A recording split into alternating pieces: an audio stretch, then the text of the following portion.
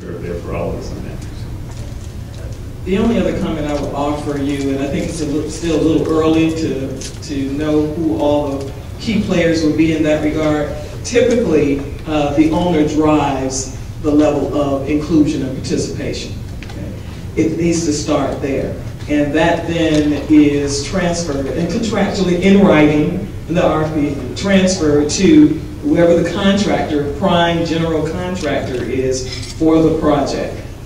They in turn are given responsibility for making sure that the inclusion portion of it is executed.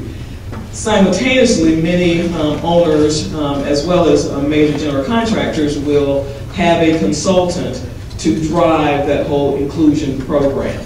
And so you'll be engaged at a couple of different levels, generally in terms of how the market typically responds in doing that. Again, point well made, this is a private project, so unless there is stipulation in the funding, which is where it should come from, mandated, then they have the opportunity to structure and come at this in the way in which they see fit.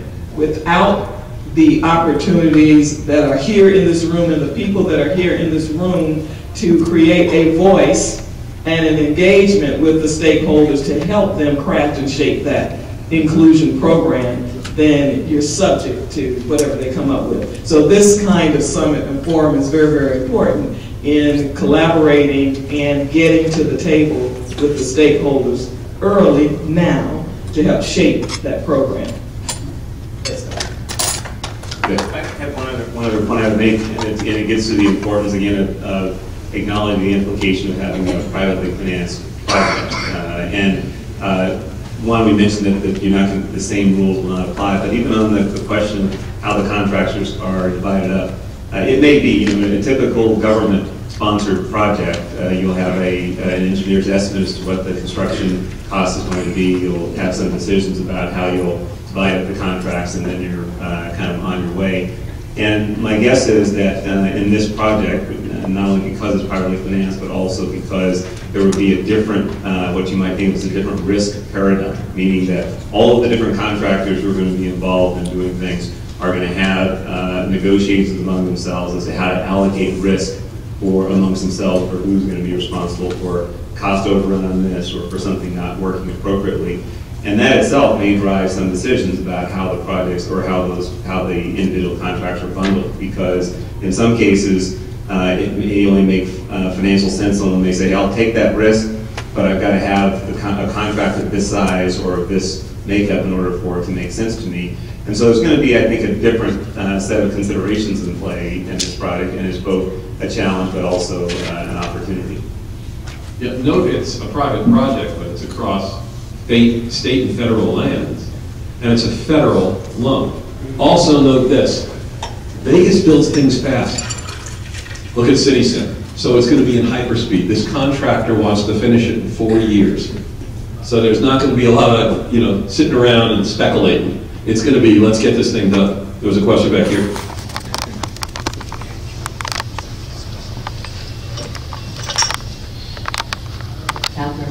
And I just had a question about the surety bonds. I know you're talking about the time frame. A lot of times with minority contractors, the surety bonds actually prevent them from participating in some of these high-cost projects. What can we do now to increase that opportunity, given the construction industry? That's going to be answered later. Pardon me? That's a separate panel discussion. Okay. I have one now. Sorry, you're no, I'll defer.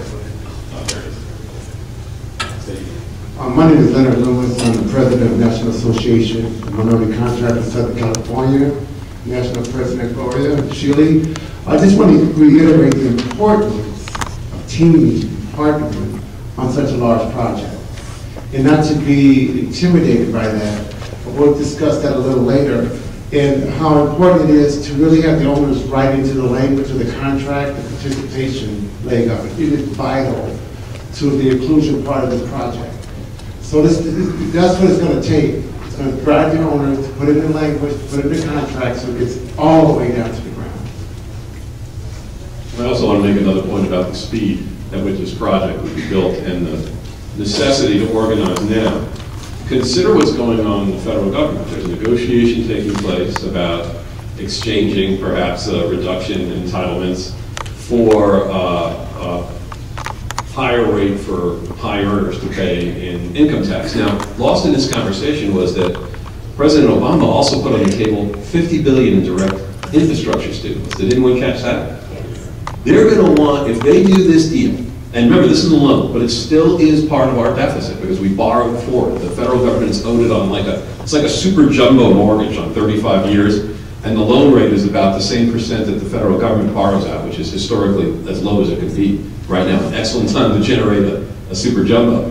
When that happens, the federal government's interest in this is an immediate employment spike due to the construction and the project itself. One of the advantages I think that Las Vegas has, and this developer has, and builder has as a reputation, is I don't think the federal government thinks we're going to sit around and not act on it. In other words, this thing's been cleared environmentally. This is shovel ready, as they say. That's the parlance of Washington.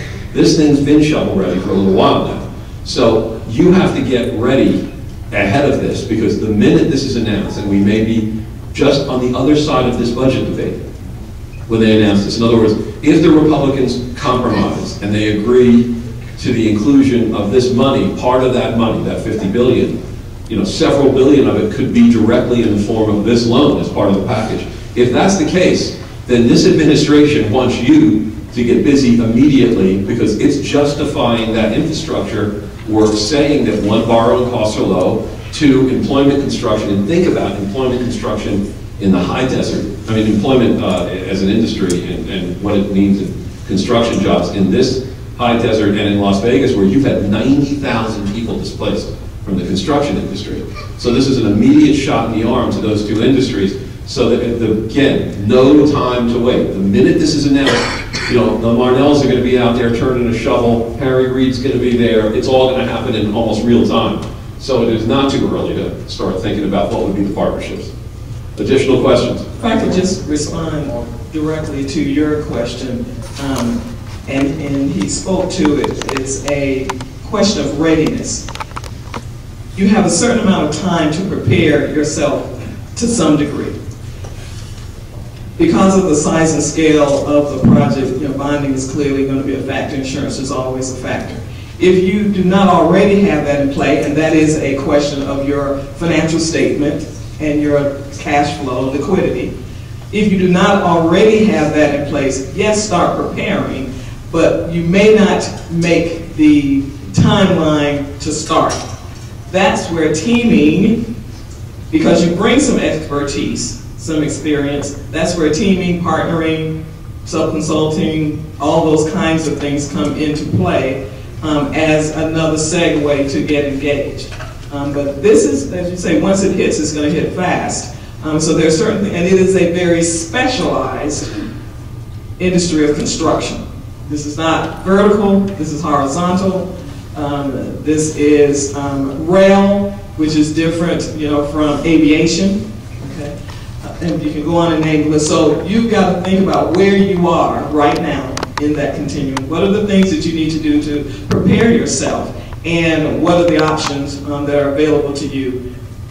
If it's January 31st that it hits, how can you still engage and be a part of it?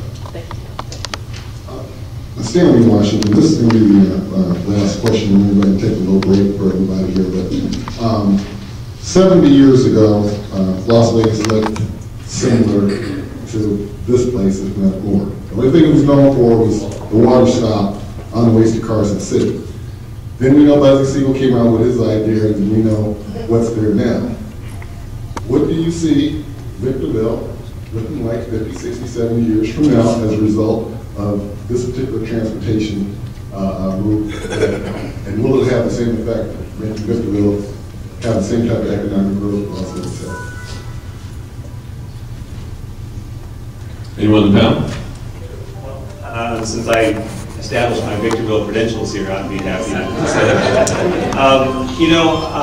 I think there's some questions about it, and I say that as somebody, I mentioned, 40 years in history here, and I've seen the demise of the military base load. So it was